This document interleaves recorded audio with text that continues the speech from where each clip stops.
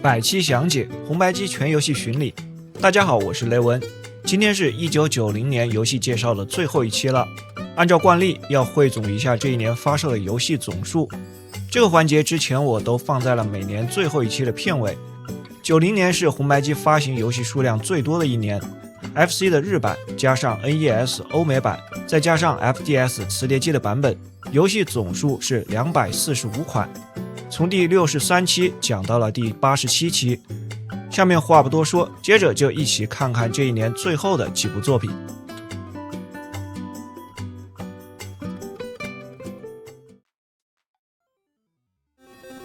地獄極樂丸，根據電影改編，題材很奇特的橫版動作遊戲。在90年初的時候，東寶出品了一部特攝奇幻電影 Z-Punk， 這款遊戲就是為了和電影聯動而推出的。電影的名字 Z-Punk 是中世紀後期歐洲人對於東方島國的稱呼，通常是指日本。在馬可波羅的遊記當中也有記載，在電影裡它被描繪成了傳說中的黃金之國。電影講的是江戶時期的初期，盜賊地獄極樂丸和同伴潛入古墓，盜走了七支刀。七支刀同時也是通往黃金之國的鑰匙。服部半藏奉德川家康之命，率領忍者大軍追捕，要奪回七支刀。機缘巧合之下，他們都卷入到了黄金傳說之地的冒險。這款遊戏由人類娛樂開發，分別由 Pack in Video、HAL 實驗室和任天堂發行了日版、美版和歐版。遊戲的故事和電影的聯繫不多，而且 FC 的日版和 NES 版的背景設定也有區別。日版講的是2015年，黃金之國由超級電腦掌控，但人類卻失去了對它的控制。主角是叫做波比石野的15歲少年。通過把他的意識轉換成電腦程序，並進入到數字空間，主角化身成他的祖先地獄極樂丸，歌舞伎的蓮獅子形象，和超級電腦對抗。NES 版的名字直譯過來叫歌舞伎量子戰士。故事去掉了和電影有關的部分，背景設定是在2056年，地球主計算機中出現了病毒，主角是25歲的斯科特·奧康納上校，一個能将自己的大腦轉化為原始二进制代碼的軍事特工。他的曾祖父同樣是一位歌舞伎演員，這種強行關聯也真是夠了。在橫版的場景裡控制主角 A 鍵跳躍， B 鍵攻擊，默認的攻擊方式是甩動他紅色的頭髮，下蹲時的攻擊動作是出拳，懸掛時是踢腿。角色還可以使用特殊的能量武器，按選擇鍵切換。能量武器要消耗芯片，芯片的剩余数量显示在畫面的底部，就是生命值下面一行的藍色橫條。初始只有一種普通的能量彈，每過一關獲得一種新的特殊武器，总共有5種，剩下的4種分別是加強的能量炮、3项能量弹、能量炸彈和跟蹤的導彈。在場景裡能獲得的道具只有補充生命值的愛心和補充能量的芯片這2種。游戲總共有6個關卡，前5關是常規版面的滾動加上末尾的 BOSS， 最後一關直接面對最終 BOSS。 在每次场景轉換的時候會恢復一定量的生命值和芯片。在 BOSS 戰的階段是在一個封閉的場景裡，暫停後還能互相轉換剩餘的生命值和芯片。關卡的設計上有些像蝙蝠俠和忍者龍劍傳的結合體，除了各種平台和陷阱，很多的位置角色可以懸掛，並在這之間移動或者翻滾跳躍，還有些牆壁可以攀爬上下移動。這款遊戲除了題材很特別，其他的方面都是平台動作類型正常的套路，整體的質量不錯，操控流暢。難度主要來自於連續的平台懸掛結合陷阱，缺點是關卡之間的主題差異並不太明顯， BOSS 的設計算不上太好，個人評價3星半。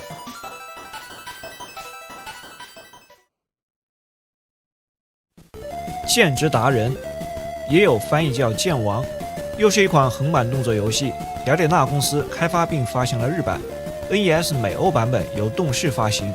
90年的2月，雅典娜曾經在紅白機上推出過一部作品《戰龍者》，在第64期節目介紹過，遊戲的反響不佳，可能是不甘心失敗，本作以《戰龍者》續篇的形式推出，其中有很多和前作類似的設計。背景是中世紀奇幻世界設定，故事很老套，主角是一位被召喚到埃莱爾王國的骑士，他要擊敗邪惡巫師以及他召喚出來的強大魔神維肖克，并營救國王的女兒艾莉亞公主。左右方向鍵控制人物移動，大部分的時候後退是倒着行走。A 鍵跳躍 ，B 鍵揮舞剑攻擊。攻擊分為上中下3段，方向键上加 B 鍵是高位斜砍，方向键下加 B 键是下蹲攻擊。单獨的按方向键上是舉起盾牌的動作。盾牌也有上中下3段防禦。畫面頂部有2個橫條，第一行是角色的生命值，第二行是經驗值。消灭敌人累计經驗升級後，攻擊威力上升，同時最大生命值增加。游戏裡的道具比較单一，常見的就是敌人掉落的紅色药瓶，能恢復一点點生命。总共有7個關卡，關卡的風格和戰龍者類似，都比較短，雜兵的數量也不多，重點放在了 BOSS 戰上面。每關都有幾個強度不同的 BOSS， 面对 BOSS 時是1v1的对決，场景從森林到被诅咒的小鎮，再到反派城堡的多層巢穴。敵人包括了巨型蝙蝠、狼群、骷髏戰士、邪惡騎士、巫師、野蠻人、蜥蜴人、石像鬼等等。當擊敗了前面的大 BOSS， 獲得一根法杖之後，每通過一關就能得到一種魔法，按下選擇鍵，使用法杖切換到魔法披风的狀態。暫停游戲後，在畫面的右上方選擇魔法，這時 B 鍵對應魔法攻擊，按住 B 鍵能蓄力發射更強力的魔法，但會消耗經驗值。魔法有3種類型：爆炸、閃光和火焰。最後一關的城堡裡要經歷多場連續的 BOSS 戰，直到分別擊敗邪惡巫師和魔神微笑客。有相當一部分的玩家很喜歡這部作品，但實際上當年的遊戲評價並不高，優點不少，但也有缺陷。畫面是最大的亮點，這是紅白機上當時少有的使用了视差滾动的遊戲，音樂也相当的带感，角色有豐富的动作，加上強調1v1 BOSS 戰的玩法，讓它在同類遊戲裡顯得很獨特。但關卡的設計過於單一，大部分的時間都是往右直走，只有很少的平台跳躍，而且人物跳躍的動作僵硬。BOSS 戰也比較單調，要大量運用跳躍砍劈或者下蹲攻擊，同時得相當的注意攻擊的距離和時機。对這種技巧的過分強調而忽略了其他的方面，導致趣味性不足。個人評價3顆星。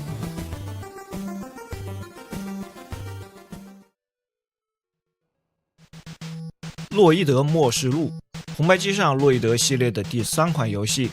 洛伊德是多美的玩具系列，主要是人類駕駛不同類型的機械恐龍或者是動物，搭配不同的武器系統。大家更熟悉的稱呼應該是索斯機械獸，不過我对這個名字並沒有什麼特別的感覺，而且早年還沒有動畫片，相關的故事也遠未成型。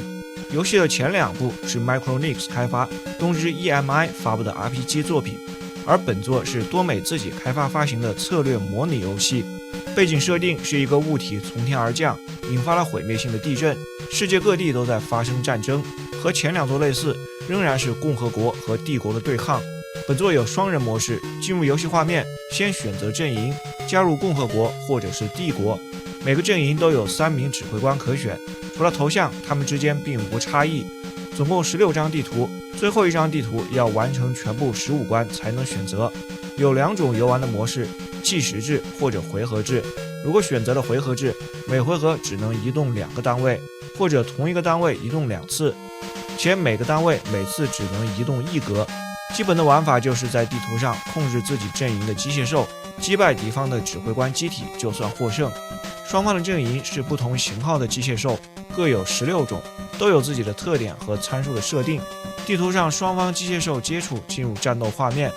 戰鬥是動作的類型，在固定的畫面裡操控機體移動，按 A 鍵開槍。每次戰鬥有20秒的倒計時，機體發生碰撞的話會被彈開。另外，場地上有時還會出現道具，字母 P 恢復少量的生命值，字母 T 結束戰鬥。不得不說，這裡的戰鬥做得相當的糟糕，電腦的實力過於強大，唯一有用的是躲在障礙物的後面射擊，否則不太可能擊敗敵人。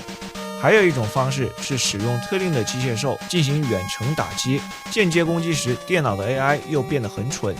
在大地圖上，不同的地形有修正效果，有一個地壳運動的機制，周期性的發生地震會改變部分地塊的地形，可能導致陸地單位無法移動。地圖上灰色的是野生的機甲獸，可以作為新的單位加入戰鬥，也有恢復生命值的維修補給地點。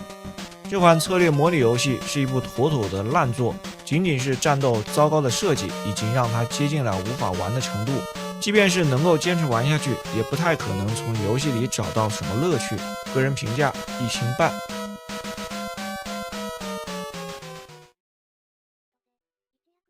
武藏的冒險由 Quest 開發，西格瑪商事發行了一款 RPG 作品。遊戲無論是主題還是風格，都是純正的日式風。第一眼看上去，讓人聯想到了桃太郎傳說。故事的主角是劍豪宮本武藏的兒子小武藏，在著名的岩流島決戰之後，和宮本武藏對決的佐佐木小次郎陣亡，但他不甘心失敗，從冥界復活，並將靈魂出賣給了惡魔，轉世成了妖魔二次郎，一心想要復仇。小武藏的村莊面臨危機，但他還不是小次郎的對手，於是決定去尋找父親留下的劍術秘籍五輪之書，踏上了冒險之旅。遊戲的系統是標準的勇者鬥惡龍式的，而且設計的思路更接近于初代的勇者斗惡龍。俯視角的探索和 NPC 對話收集信息，打開菜單後的4個選項是對話、法術、物品和調查。如果要查看人物的狀態，要按開始鍵。人物的裝備除了攻擊的武器，防具有盔甲、帽子、手套和鞋子這4種。野外隨機遇敵，戰鬥仍然是第一人稱回合制，怪物的繪制都是可愛的風格。右側的指令欄從上到下依次是戰鬥、法術、道具和逃跑。本作的遇敌率非常的高，并且要花很長的時間提升人物的等級，所以遊戲節奏很慢。整個的流程就是圍繞着收集5輪之書，要分別找到5個卷軸。冒險開始後不久，會遇到一隻被妖魔抓住的狸貓，將它救出來後加入隊伍，但它並不算是真正的同伴，只是電腦控制的一個輔助角色。實際上，整個的冒險旅程當中，也只能操控武藏一個人。最後面對轉世的佐佐木小次郎，擊敗他之後，還要消滅九尾妖狐的形態。這款遊戲的外表看上去還算精緻，各種角色圖形的繪製不錯，有些特色，音樂做的也比較用心，但也就僅此而已，沒有任何新意的系統和玩法。普通的故事，90年的 RPG 還只能用1個角色，高遇敵率，節奏慢，平衡性不佳，最終淪為被遺忘的作品。個人評價2星半。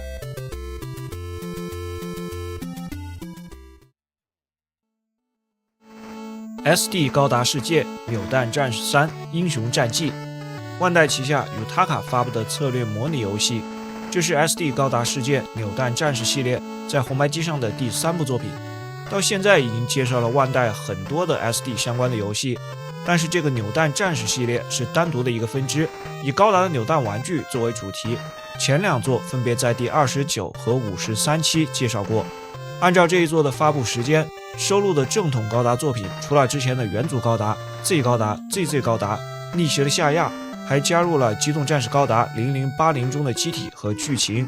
遊戲的系統相比之前的2部也發生了較大的變化，可選的劇本地圖分為4個主題，有地面篇、太空篇，並且結合當時正在播出的 SD 戰國的動畫，還有戰國篇和外傳篇。每個主題有10個劇本，共有40張地圖。陣營的選擇從之前的紅方和藍方的混合機體，變成了選擇聯邦和吉翁陣營，選定後只能使用該陣營的機體。而戰國系列算是支線的內容，劇本是另外定制的規則。在大地圖上的戰略元素和前2作類似，控制我方的部隊，目標是佔領敵方基地、全滅敵人等等。正統高達劇本裡可以生產單位，地圖上有中立的建築，佔領中立地點變成我方的顏色，每回合能夠增加收入。機體也可以在特定的地點進行補給或者是恢復。戰鬥的形式發生了很大的變化，前2作是動作類型的即時戰鬥，本作改成了回合制的指令形式，左右2側顯示雙方的機體部隊，可選的指令有4個：射擊、格鬥、防禦和脫離。畫面的下方呈現機體的 HP 和命中率，如果攻擊沒有消滅敵方的機體，對方會反擊。戰鬥持續3個來回，3個來回後如果還未結束就視為平局。戰鬥能夠獲得經驗值和升級，最高到20級，等級主要影響命中率和回避率。敵方的王牌機體出場時通常等級較高，當然不同的機體之間本身也有各自的性能設定，有可能出現暴擊，但機體沒有防禦力的概念，因此傷害的計算比較簡單粗暴。戰國傳和外傳的劇本有些定制的規則，大部分的時候不能生產機體，這些劇本裡的機體類型也都是動畫裡出現的。但和正統高達不同的是，戰國傳的扭蛋玩具當時還沒有上市，所以這也算是萬代的一種定向宣傳。這一作的遊戲內容相比之前豐富了很多，除了包含當時所有的高達作品，還附贈了戰國傳，40個劇本，數量龐大。不過戰鬥從即時動作改成回合制之後，不同陣營的實力差距比較大，又不能用操作來彌補，而且各種參數的設計導致平衡性不佳，整體的素質不如前作，個人評價3顆星。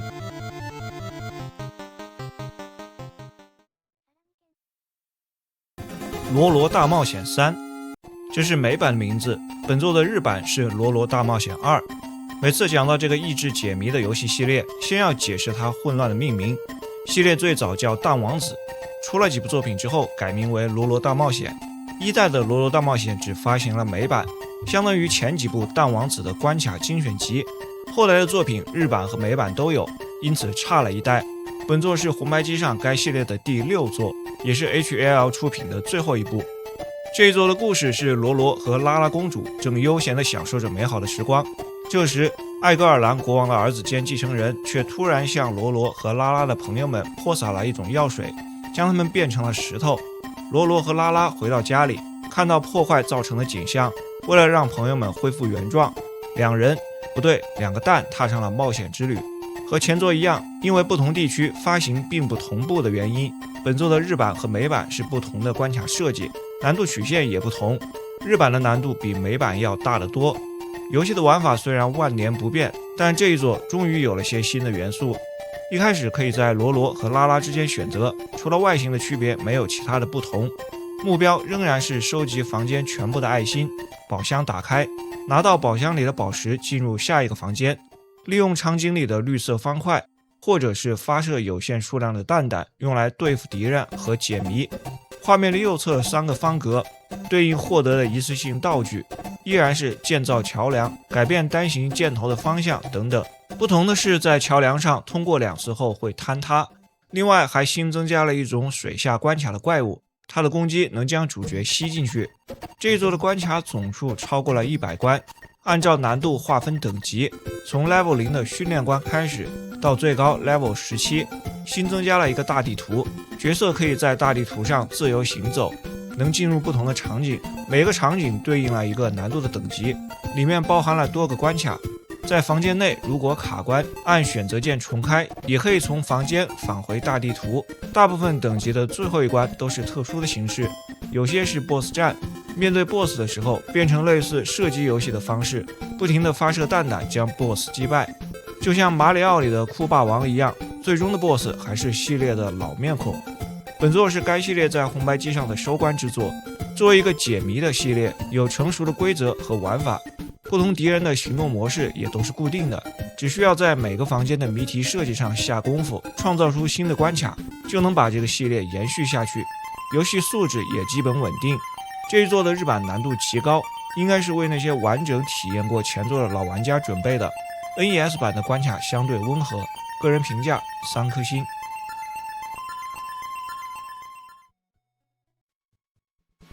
新魔鬼克星2，也翻譯為新捉鬼敢死隊2，這是由 HAL 開發發行的一款動作遊戲。在第67期節目裡，曾經還介紹過一款動視出品的捉鬼敢死隊2。兩款遊戲都是根據同名電影改編，但卻是兩個完全不同的內容。動視版的只在歐美地區發行了 NES 版，而今天介紹的這個 HAL 的版本發行了日版和歐版，由於授權的原因沒有在北美發行。相比於動視出的垃圾作品，本作是更好的電影改編遊戲。另外，日版和歐版的部分關卡設計和 BGM 有些區別。遊戲開始可以先選擇隊員，除了4名敢死隊員，還可以選擇右下角的路易斯。要選擇其中的2人，他們只有外形的區別。進入關卡後是一個俯視角的場景，先選擇的1名隊員由玩家控制移動，第2個隊員由電腦 AI 控制移動，他會跟隨玩家角色。按 A 鍵發射质子光束將鬼魂定住，然後按 B 鍵，第2名隊員用抓鬼器將鬼魂捕獲。角色是祭死的設定，碰一下鬼魂就直接掛掉，沒有強化道具，唯一能收集的就是分數道具。這就是遊戲的全部玩法，簡單易懂。需要注意的是，角色只能上下左右4個方向移動，有些鬼魂能斜向移動，發射的光束如果沒有命中，過一會兒就會消失。如果命中了鬼魂，保持光束的同時，人物可以持續的移動，隔着牆壁也能抓鬼。電腦控制的角色有些時候並不會緊跟玩家 ，AI 略顯愚蠢。總共有5個關卡，每個關卡都由多個屏幕組成。清除一個屏幕全部的鬼魂後，會出現箭頭的指引，跟隨箭頭就能順利推進。但也可以不按箭頭的指引四處瞎逛。每關出現的鬼魂都不一樣，種類很多，而且這些敌人的形象設計都很生動，有豐富的動作。每關 BOSS 的設計也很有趣，最終 BOSS 是原著裡的大反派維哥。這款俯視角的動作遊戲玩法單一，不過敵人和關卡的設計很不錯，整體素質比較扎實。雖然算不上優秀的大作，但也絕對值得一玩。個人評價3顆星。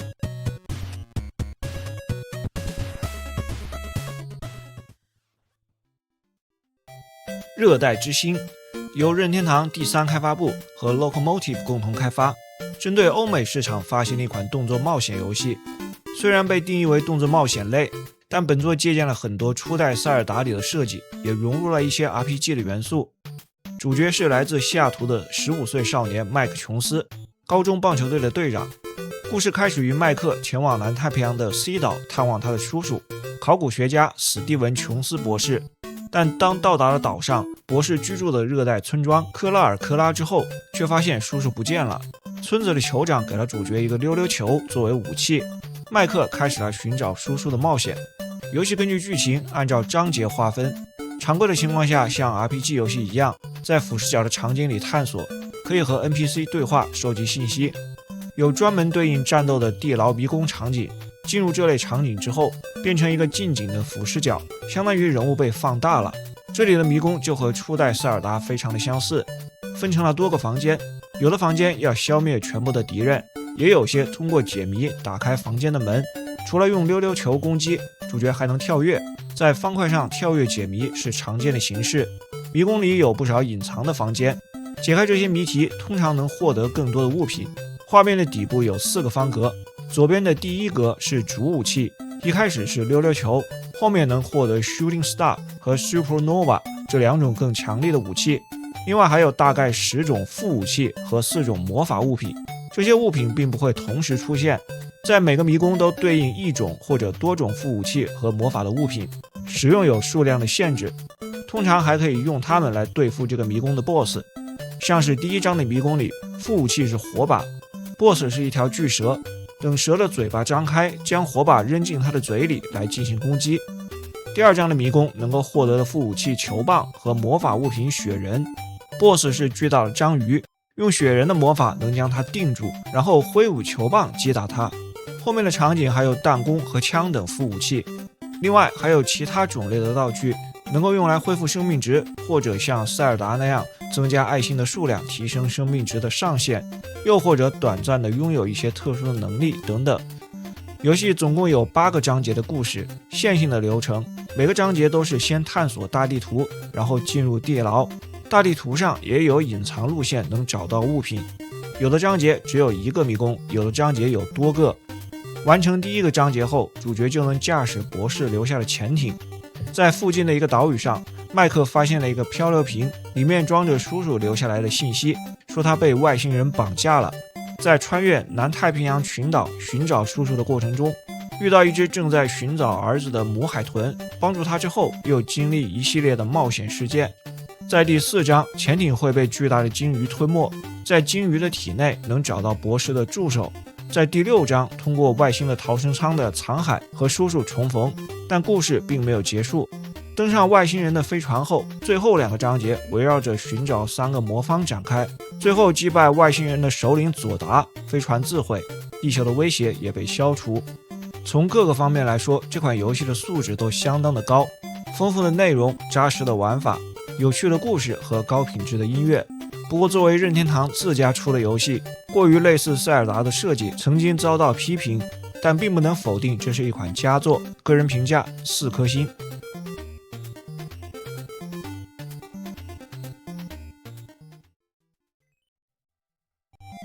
爆笑愛之劇場由椰子娛樂推出的一款桌面棋盘類的作品，在之前第50期的節目裡，曾經介紹過一款泰東的爆笑人生劇場。2款遊戲的插畫師是同一個人，所以會有些相似的感覺，但本質上並沒有關聯。這部作品和人生系列的棋盤遊戲也無關。本作的主題是大學生活，要經歷從入學一直到大學畢業的人生階段。經遊戲先創建角色，輸入姓名和性別，畫面左右出現4張撲克牌，左右各選1張，這是隨機父母的頭像，然後融合成玩家角色的頭像。同時，家庭富裕度、知性、好感度和體力等角色的參數也由父母的組合決定。角色確定後，要完成入學考試的小遊戲。3種類型的小遊戲隨機出現，可能是平假名排序、左右跳躍或者算術。時間限制相當的嚴格，根據小遊戏的結果決定就讀的大學是国立、私立或者3流大學。接着就是在類似日历的棋盤上移動棋子，日历上呈現最近1個月的日期，隨機落到一個日期上，然後觸發這一格對應的事件。一些特殊的日期，像是長假、情人節、聖誕節等，會強制的停留並發生事件。日本的大學入學時間是在4月，因此日历是從4月份開始。每個月的月初會收到一筆零用錢，大部分隨機到的事件都只是觀看結果。在這裡，負面的事件偏多，人生不如意之事十有八九，這點做的倒是很真實。有2類活動是有連續性的，社團活動和戀愛的事件。根据遊戲的名字，戀愛是最主要的部分，有幾個潛在的戀愛對象，每個对象都用1顆愛心表示好感度。在這些事件裡，有時候會出現一些選項，正確的選擇能增加好感度，如果好感度降到0就會被甩，但可以通過完成一個小遊戲來復合，也有機會搶走別人的戀人，或者在一個時期和多人約會。在每個學期和畢業的時候也要進行考試，考試的形式和入學時一樣，3個小遊戲隨機出現，不及格的話會受到懲罰。完成1局要在遊戲裡經歷2年的時間，這2年裡角色的各個參數會隨着事件發生變化，最後通過一個獨特的評估系統結算分數，綜合評估玩家的身份、學分、伴侶的好感度等參數，從而確定玩家的最終得分。從以上的介紹可以看出，這款遊戲能玩的部分，或者說玩家能夠參與的內容並不多。遊戲的重點放在了呈現數量眾多的搞笑事件上，整個的過程大部分都是隨機性的。很諷刺的是，這樣的設計導致了一開始父母的篩選成了關鍵的因素。好的父母產生好的參數，也就是出生決定命運。單純的從娛樂的角度來看，對比同類型棋盤遊戲，本作的遊戲性也不高。個人評價2顆星。